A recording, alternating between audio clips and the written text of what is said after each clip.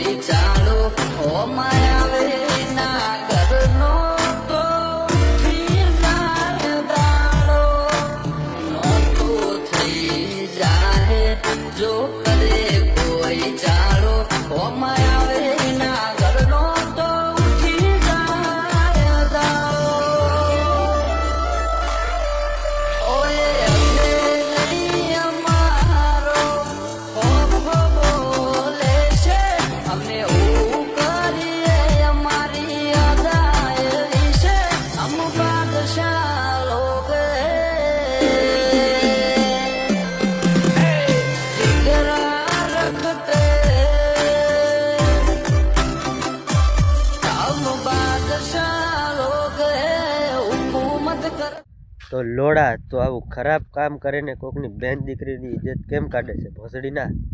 તું ભલે મારી સમાજનો હોય પછી કે કોઈ બી સમાજનો હોય પણ તે આવું ખરાબ કામ કર્યું એટલે મારે ગાળ બોલવી પડી છે તારા ઉપર.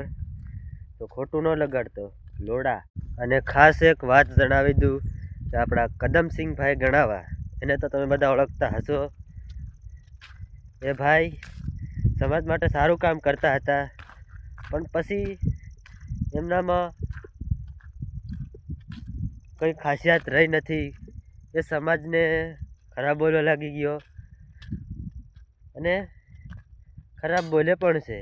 ને અત્યારે એક વિડીયો વાયરલ થયો છે કે કોઈ ભાઈ ચોથા ભાગે વાડી રાખે તો એને પાસેથી ₹1,00,000 દંડ લેવાનો અને બીજી વાત કે એને સમાજમાંથી કાઢી મૂકવાનો. देगा 30% से तो उसके एना ऊपर हमें ₹1,00,000 दंड मुकूं। जो हमारे आदिवासी लोगों ने किसी ने भाग रखा चौथे भाग से तो मैं बोल देता हूँ के अंदर उसको अपने समाज से बाहर निकाल दिया जाएगा और उसके ऊपर दंड भी रखा जाएगा। मैं बोल रहा हूँ एमपी की बॉर्डर पे खड़ा रहूंगा।